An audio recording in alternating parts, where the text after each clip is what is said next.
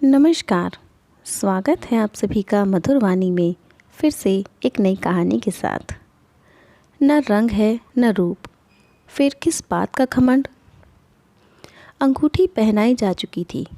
अब सभी लोग खाने की प्लेट लेकर अपना अपना कोना पकड़ चुके थे। नेहा अब अपनी सहेली और होने वाली जिठानी और ननद के साथ सिमटी सुकड़ी बैठी हुई थी।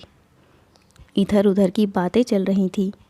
इतने में सासू माँ कमरे में आई और नेहा के पास बैठते हुए बोली, देखो नेहा, अब शादी में कुछ ही दिन बचे हैं, तो तुम धूप में कम निकलना। बेसन, दही और हल्दी का लेप रोज़ रात को लगाया करना, उससे रंग साफ हो जाएगा। नेहा ने हाँ में सर हिला दिया। अब जेठानी चहकते हुए बताने लगी, हाँ, नींबू और टमाटर का रस लगाओ तो रंग साफ हो जाएगा। देवर जी को गोरी चिट्टी लड़कियां पसंद हैं, मेरे जैसी, और खिलखिलाकर हंस पड़ी। फिर माहौल हल्का हो गया। खैर, धीरे धीरे शादी के दिन नज़दीक आने लगे। जब तब ससुराल से फ़ोन आता तो कहते, घर में रहने, ऑफिस से जल्दी आने और धूप में कम निकलने की हिदायतें मिलने लगीं। आकाश भी जब फ़ोन करता तो अधिकतर उसके सांवलेपन को लेकर छेड़ दिया करता, तो कभी सीरियस होकर कहता, नेहा, मुझे तुम्हारे सांवलेपन से कोई शिकायत नहीं है, मगर मम्मी का अरमान है कि उनकी बहुएं मिल्की वाइट हों। अब भाभी तो है, तुम थोड़ी सांवली हो, तो वो जो टिप्स देती हैं मान लो ना, आखिर खूबसूरत तो तुम ही दिखोगी।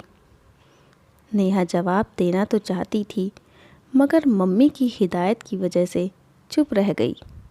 अपनी चिढ़ मम्मी पर निकालती तो मम्मी कहती, अरे, इतने बड़े घर से रिश्ता हो रहा है सिर्फ इसलिए कि तू बैंक में नौकरी करने लगी है, वरना एक साधारण मास्टर की बेटी की शादी कभी हो पाती वहाँ?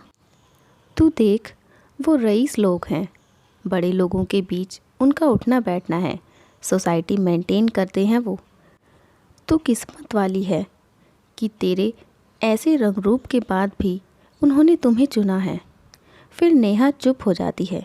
उसे भी लगता है कि मम्मी ठीक ही कह रही हैं। सोचती कि बदलते वक्त के साथ सब कुछ ठीक हो जाएगा, लेकिन जैसे जैसे दिन नज़दीक आने लगे, सासू माँ और आकाश का यह प्रेशर बढ़ने लगा। नेहा यह सब इग्नोर करना तो चाहती, मगर कर नहीं पाती। फिर खुद में अंदर ही अंदर वह चिढ़ने लगी। जो रंग खिलना चाहिए था लगाने के बाद, वो और मुरझाने लगा। शादी के एक सप्ताह पहले आकाश का जन्मदिन था। आकाश ने पार्टी में नेहा को भी बुलाया था। सासू माँ ने पहले ही फ़ोन पर समझा दिया था कि पार्लर होते हुए पार्टी में आए। माँ ने भी भाई के साथ पार्लर भेज दिया। नेहा जब पार्टी में भाई के साथ पहुंची तो उसे देखते ही सासू माँ लाल पीली होने लगी।